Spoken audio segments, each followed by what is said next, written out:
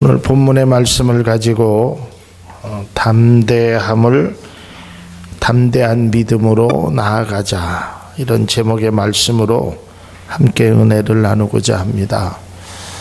오늘 성경은 우리에게 담대함을 버리지 말라 라고 말씀하고 있습니다. 여러분은 세상을 살아가면서 어떠한 마음으로 살아가고 계십니까? 요즘 매일같이 들려지는 뉴스를 보면 정말 세상이 너무 험하고 이제 무섭다는 생각이 들 정도입니다. 여러분들 뉴스를 들어서 잘 알겠지만 얼마 전에 그 공개 수사 대상이 됐던 평택의 7살 아이가 싸늘한 죽음으로 발견되었습니다. 지금 많은 사람들이 그 아이가 욕조에서 얼마나 추웠을까, 얼마나 배고팠을까 하면서 많은 사람들이 그 아이의 모습을 바라보면서 참 세상이 비정하다. 아무리 내가 낳은 자식이 아니라 할지라도 어떻게 7살짜리 아이에게 그런 일을 행할 수 있을까? 또한 제가 잠깐 말씀을 준비하면서 오늘 인터넷을 보면서 또 부산에 있는 한 시각장애인 아버지를 아들이 죽였습니다. 또 그 시체를 어머니와 함께 숨겨놓고 그러다가 결국은 발견되었습니다. 부모가 자녀를, 자녀가 부모를, 남편이 아내를, 아내가 남편을, 세상이 너무 험하게 우리 마음 가운데 늘 두려운 마음으로밖에 살아갈 수 없을 것입니다. 이러한 일만 두려운 것이 아니라 세상이 얼마나 사람들을 두려움의 대상으로 몰아놓습니까? 컴퓨터가 전 세계에서 바둑을 잘 두는 사람을 무차별하게 무너뜨리질 않나. 또 세상에 듣도 보지 못했던 병이 사람의 건강을 악화시켜서 무너뜨리질 않나. 또 경제적으로 굉장히 어려워서 그동안 가지고 있었던 모든 돈을 가지고 시작한 사업이, 장사가 한순간에 무너져 내리기도 한다라는 것입니다. 그래서 사람들이 요즘 만나보면 두려움에 떨고 있습니다.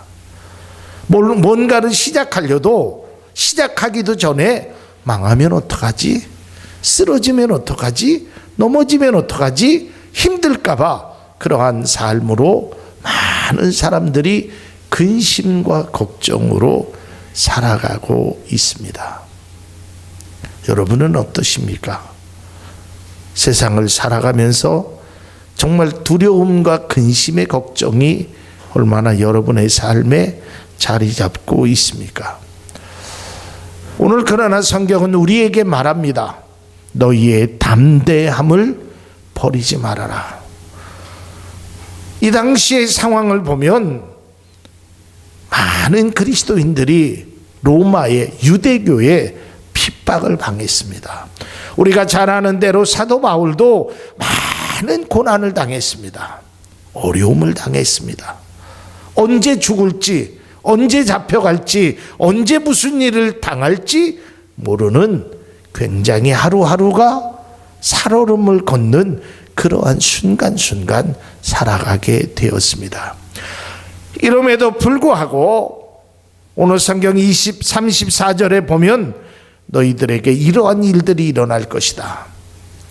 너희가 갇힌 자를 동정하고 너희 소유를 빼앗는 것도 있고, 33절에 보면 비방과 환난으로서 구경거리가 되기도 한다. 그러니까 여러 가지의 어려운 일들을 만나게 될 것이다. 그러나 결론적으로 너희들은 담대함을 버리지 말아라. 오늘날 우리에게도 마찬가지입니다. 사회적으로, 정치적으로, 경제적으로, 가정이나 회사나 모든 면에서 어려운 일들이 많이 당합니다. 예전에는 들어보지도 못했던, 경험해보지도 못했던 일들이 요즘 하루에는 몇 수십 건씩 그러한 일들이 일어나고 있습니다.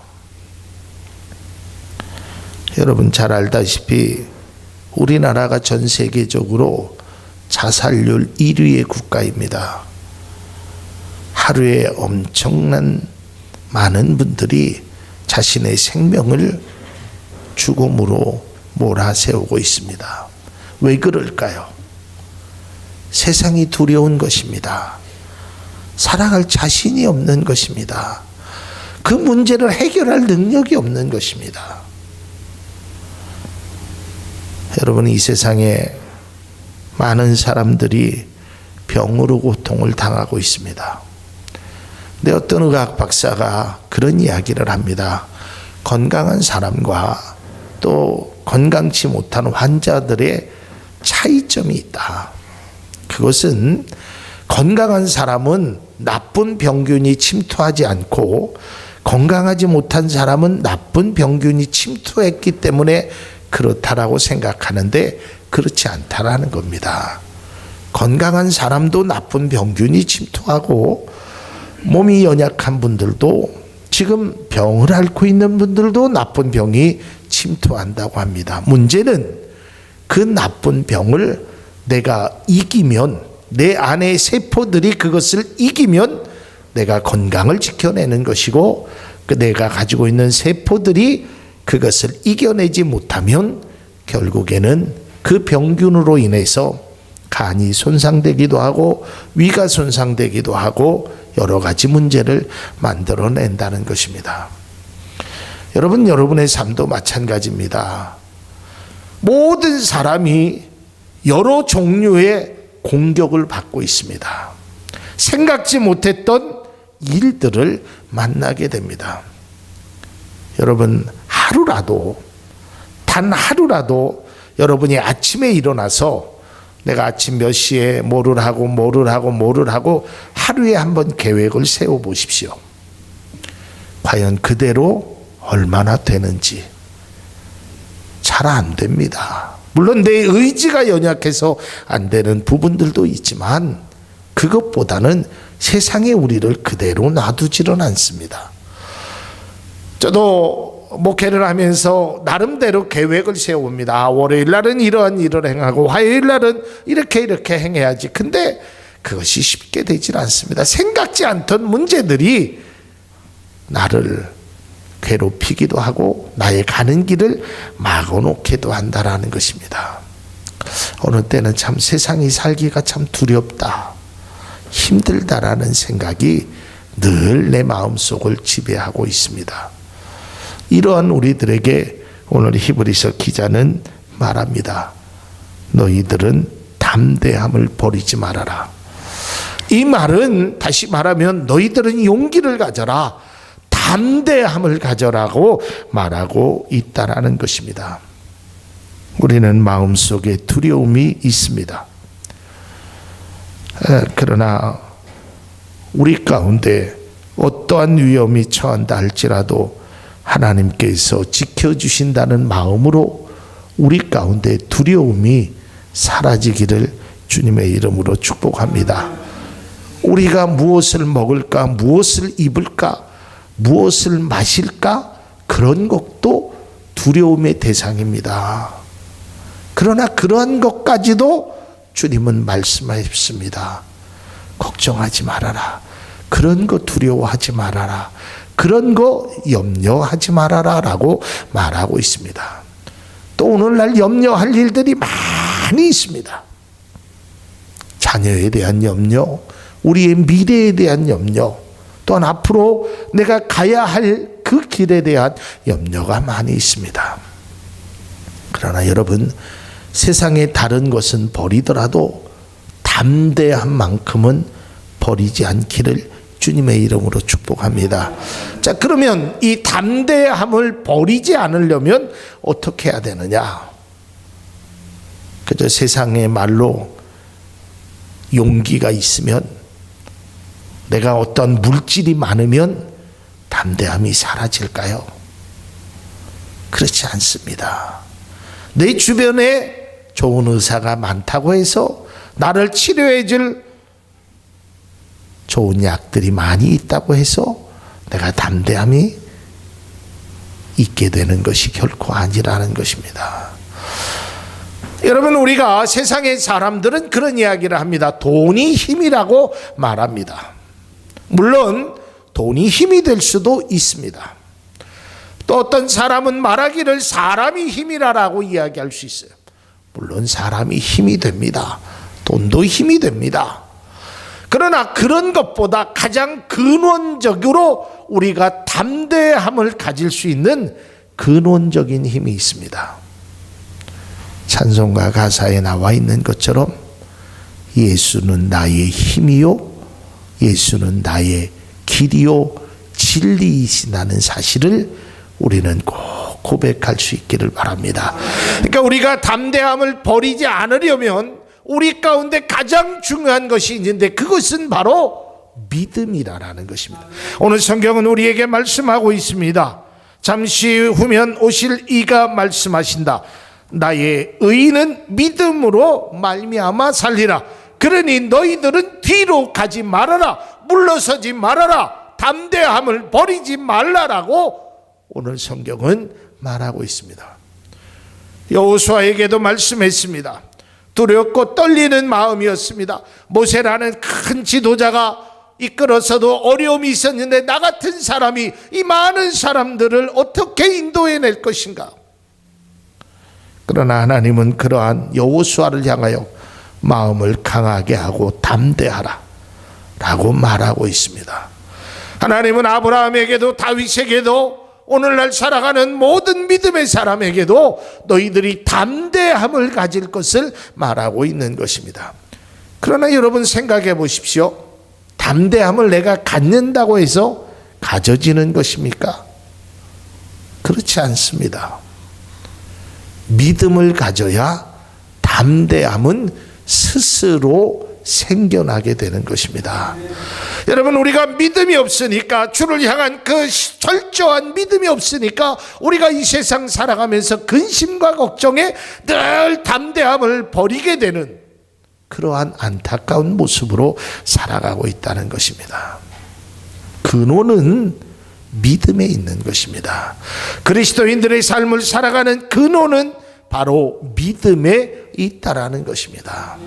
믿음이 없이는 하나님을 기쁘시게 못한다 그랬습니다. 믿음이 없이는 요단강을 건널 수 없습니다. 믿음이 없이는 가나안 땅을 들어갈 수 없었습니다. 그들이 담대함이 없어서일까요? 그들이 능력이 없어서일까요? 전투력이 있었습니다. 그러나 믿음이 없이는 그 안을 갈 수 없었다는 것입니다. 제가 서두에도 말씀드렸습니다.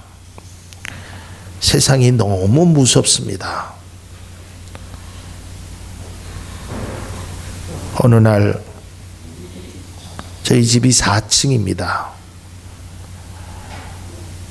근데 무심코 제가 이제 주로 이 평상시에는 이 검정 잠바를 좀 많이 입는 편인데 무심코 계단을 올라가는데 앞에 계단 발자국 소리가 들려집니다. 근데 여자분이 저를 힐끗 쳐다보더라고요. 그래서 저는 아무 생각 없이 올라가니까 이 여자분의 구두 발자국 소리가 더욱더 빨라지기 시작하는 것 같아요. 그러니 제가 올라가기도 뭐하고 안 올라가기도 뭐하고 그래서 천천히 올라가 봤더니 다름 아닌 바로 저희 옆집에 사는 사람이었습니다. 여러분, 요즘은 옆집 사람도 누군지 모를 정도로 두려움에 떨고 있습니다. 요즘 아무리 CCTV가 잘 돼 있고 뭐가 잘 돼 있다 그래도 옛날만큼 우리에게 두려움이 더욱더 많아진다. 옛날보다 훨씬 더 두려움이 많습니다. 참 좋은 세상에 살고 있지 않습니까? 과거의 생활을 보면 먹을 것이 정말 어려웠습니다. 정말 살기가 너무 어려웠습니다. 근데 살기는 좋아졌는데 우리 마음의 근심과 걱정은 옛날보다 훨씬 더 복잡하고 훨씬 더 많았다는 거예요. 저도 신앙생활을 거의 아주 어려서부터 했습니다. 근데 옛날 교회를 보면 지금보다 환경이 이루 말할 수 없을 정도로 열악합니다. 먹을 것도 환경도 반죽이도 무슨 이런 미가일 같은 게 어디 있겠습니까? 새벽마다 새벽기도 가보면 목사님이 그저 생음으로 음이 제대로 맞지도 않는 찬송을 부르고 그랬습니다.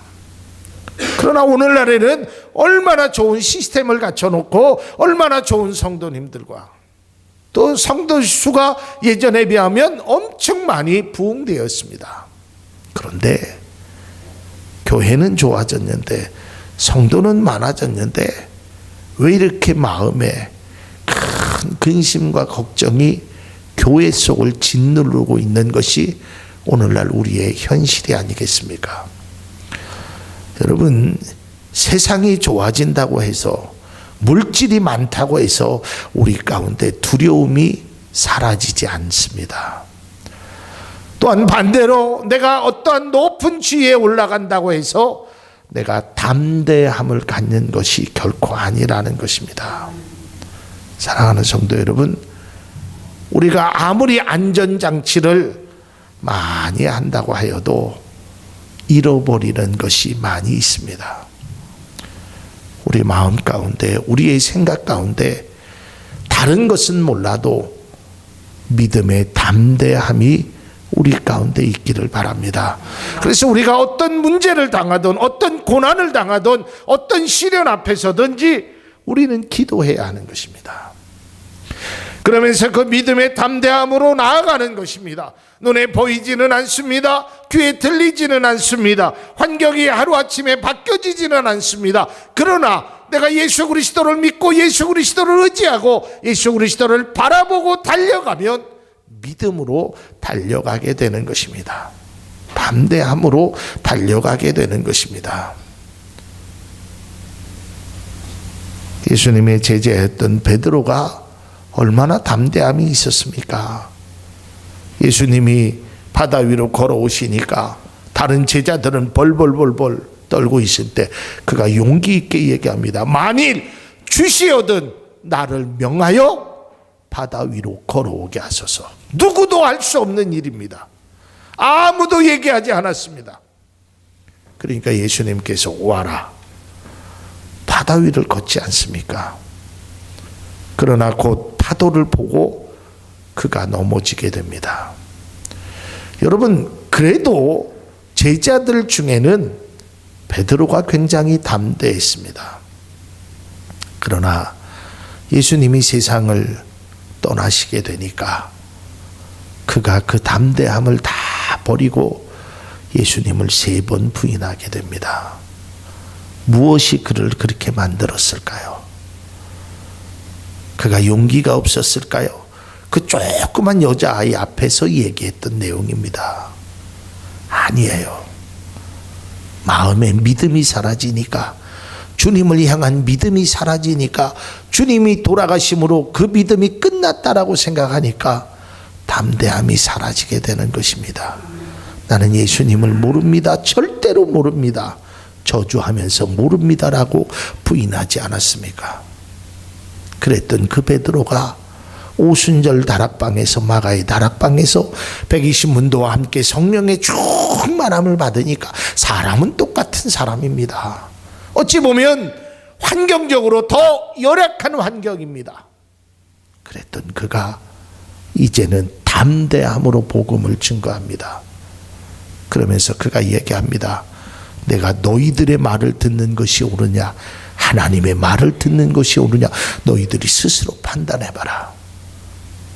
우리가 그런 말을 하죠. 목에 칼이 들어와도 할 말을 했던 것이 바로 베드로의 모습이었습니다.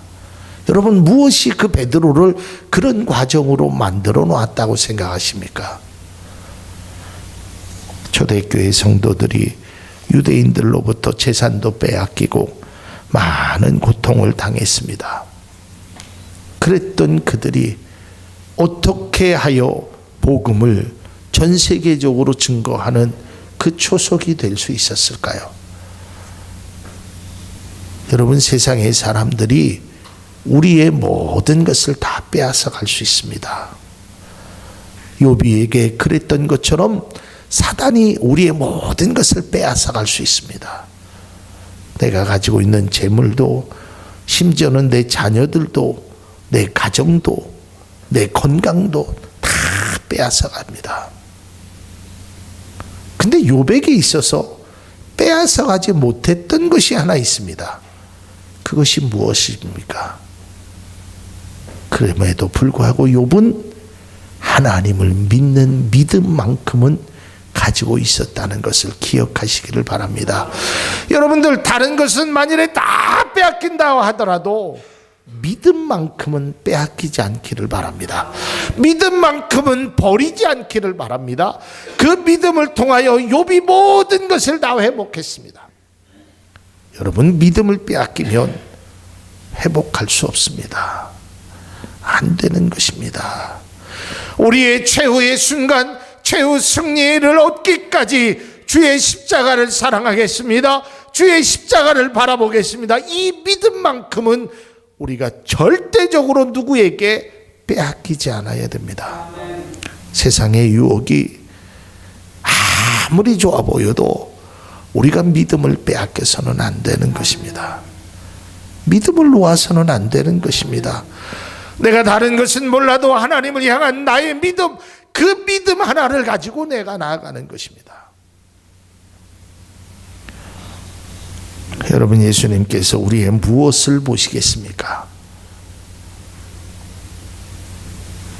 어제 어떤 분이 귀한 말씀을 하는데, 그분은 사람의 눈을 본다고 합니다.